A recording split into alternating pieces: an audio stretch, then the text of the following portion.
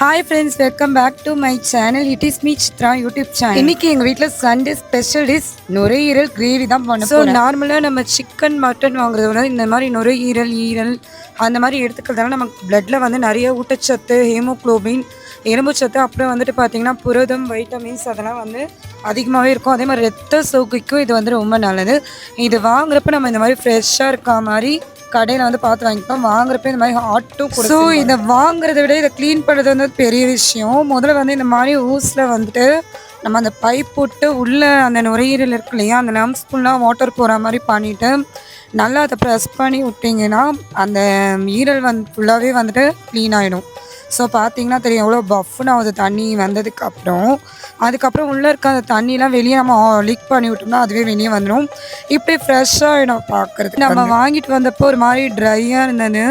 இப்போ நம்ம வாட்டர் போட்டதுக்கப்புறம் எப்படி ஆயிருக்குன்னு பாருங்கள். இதை வந்து இந்த மாதிரி ஆனதுக்கப்புறம் நல்லா அந்த தண்ணியெல்லாம் வெளியே லீக் பண்ணிவிட்டு இந்த மாதிரி ஸ்லேஸ் வந்து ஒரே மாதிரி இருக்க மாதிரி கட் பண்ணி எடுத்துக்கோங்க. கூட அந்த வந்து கொலை வரும் இல்லையா, அதையும் நம்ம இந்த மாதிரி கட் பண்ணி கிளியராக எல்லாத்தையும் மாங்காயெல்லாம் கட் பண்ணி இந்த மாதிரி வச்சுக்கோங்க. ஸோ நான் ஒரு நுரையீரலுக்கு வந்து பார்த்தீங்கன்னா 4 வெங்காயம் 2 தக்காளி வந்து எடுத்துருக்கேன்.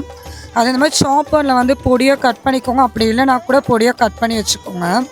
ஒரு பேன் காய வச்சு அந்த ஆயில் ஆட் பண்ணி சாப் பண்ண ஆனியன்லாம் போட்டு நல்லா ஃப்ரை பண்ணி, ஸோ அது நல்லா அந்த மாதிரி ப்ரௌனாக ஆகி வரப்போ வந்து பார்த்திங்கன்னா டொமேட்டோ ஆட் பண்ணிவிட்டு அதையும் நல்லா ஃப்ரை பண்ணிக்கணும். ஸோ கூடவே நல்லா இந்த மிளகா பொடி, தனியா பொடி, மஞ்சள் பொடி இதெல்லாம் சேர்த்துட்டு சால்ட்டும் ஆட் பண்ணிவிட்டு நல்லா ஃப்ரை பண்ணிக்கோங்க. இதில் வாசனைக்குன்னு பார்த்தீங்கன்னா நான் வந்து கரம் மசாலா பொடி வந்து, ஸோ கரம் மசாலாலாம் நம்ம ஆட் பண்ணிட்டோடனே நல்லா இந்த மாதிரி எண்ணெய் பிரிஞ்சு மேலே வந்து வரணும்.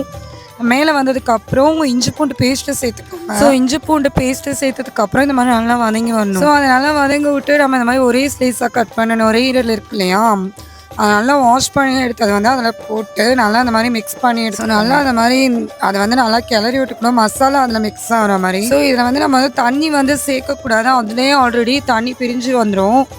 கிரேவி மாதிரி தான் நம்ம வந்து பண்ண போகிறோம். அதுக்கப்புறம் குக்கரில் வந்து ஒரு 3-4 விசில் விட்டு அதை ஓப்பன் பண்ணி எடுத்தோம்னா நமக்கு கமன்னு இந்த ஈரல் கிரேவி வந்து ரெடி ஆகிடும்.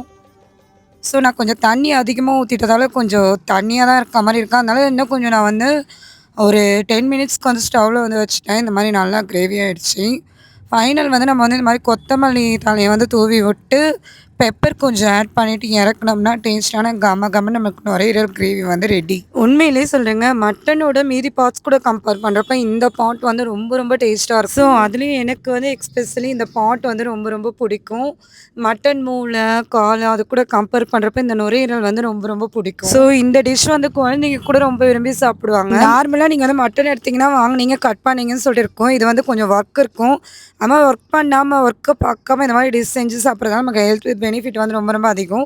சுட சாதத்து கூட இதை மிக்ஸ் பண்ணி சாப்பிட்றப்ப டேஸ்ட்டு அடிப்பொலியாக இருக்கும். கண்டிப்பாக ட்ரை பண்ணி பார்த்துட்டு எப்படி இருக்குன்னு கமெண்ட் பண்ணுங்கள்.